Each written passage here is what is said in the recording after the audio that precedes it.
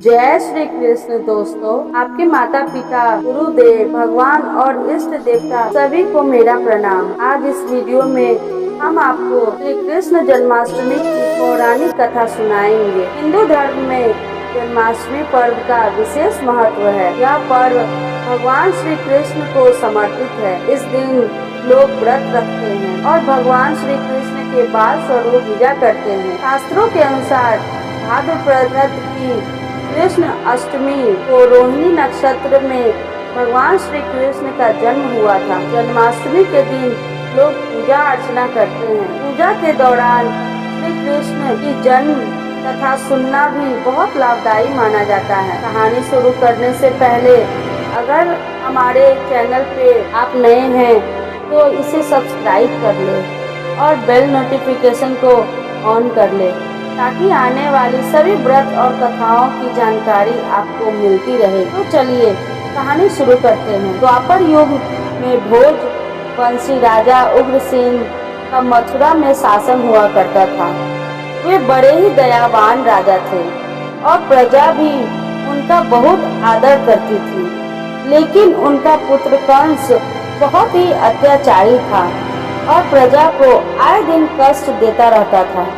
जब राजा उग्रसेन को इस बात का पता चला तो उन्होंने कंस को बहुत समझाया, लेकिन कंस ने उनकी एक न मानी। फिर एक दिन अपने पिता का विरोध करके सिंहासन छीनकर खुद गद्दी पर बैठ गया। स्वयं मथुरा का राजा बन गया। कंस की एक बहन थी देवकी, जिसका विवाह वासुदेव नामक यदुवंशी से हुआ। कंस अपनी बहन देवकी से बहुत प्यार करता था। साथ ही दोनों भाई बहन में बहुत ही प्रेम था। एक दिन जब कंस अपनी बहन को ससुराल पहुंचाने जा रहा था, तभी अचानक रास्ते में आकाशवाणी हुई, हे कंस, जिस देवकी को तुम बड़े प्रेम से ले जा रहे हो, इसी के गर्भ से 8वां बालक तेरा वध करेगा। यह सब सुनकर कंस बड़ा ही विचलित हो गया। उसने वासुदेव को मारने की योजना बनाई। तब देवकी ने कंस से विनती करते हुए कहा कि मेरे गर्भ में जो संतान होगी उसे मैं तुम्हारे सामने ला दूंगी, तुम उसका वध कर देना, पर वासुदेव को छोड़ दो।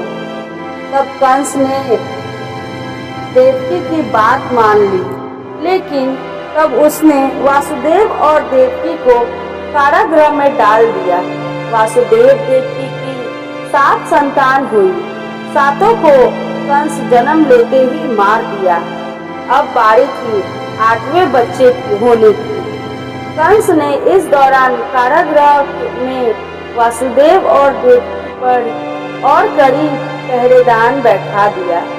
वहीं देवकी के साथ नंद की पत्नी यशोदा को भी बच्चा होने वाला था। उन्होंने वासुदेव देवकी के ऊपर अत्याचार होते देखते हुए उन्होंने 8वें बच्चे की रक्षा का उपाय रचा। जिस समय देवकी का पुत्र हुआ, उसी समय संयोग से यशोदा के गर्भ से भी एक कन्या ने जन्म लिया। और वह कुछ नहीं, सिर्फ एक माया थी। जिस कोठरी में वासुदेव देवकी को कैद किया गया था, उसमें अचानक चतुर्युग भगवान श्री कृष्ण प्रकट हुए। तब उन्होंने भगवान श्री कृष्ण के चरण स्पर्श किए और भगवान ने देवकी वासुदेव को कहा, अब मैं उन्हें नवजात शिशु के रूप में धारण कर लेता हूँ।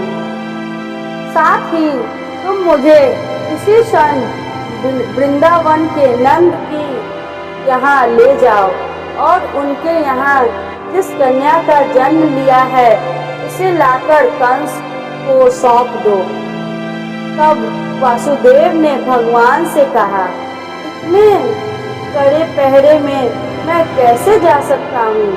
तो भगवान ने कहा, तुम चिंता मत करो, जागते हुए पहरेदार सो जाएंगे। कारागार के दरवाजे अपने आप खुल जाएंगे और यमुना नदी में मार्ग खुद दे देगी। तुम आराम से वृंदावन नंद जी के यहाँ पहुँच जाओगे। भगवान की बातें सुनते ही वासुदेव ने नवजात शिशु को एक डलिया में रखा और वह निकल पड़े। कारागृह के सभी दरवाजे अपने आप खुल गए। इसके बाद वासुदेव यमुना नदी को पार कर नंद जी के घर पहुँचे, जहाँ उन्होंने नवजात शिशु को यशोदा के पास सुला दिया और कन्या को लेकर वासुदेव चले गए। वासुदेव के आते ही कारागृह के फाटक बंद हो गए। तब वासुदेव और देवकी के पुत्र की खबर सैनिकों ने तुरंत ही कंस को दे दी। कंस तुरंत ही कारागृह पहुंचा।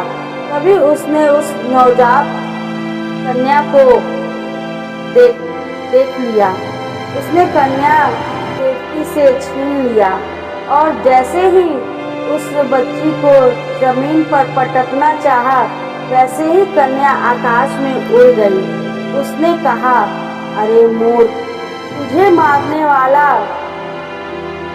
जन्म ले लिया है और वह वृंदावन पहुंच गया है।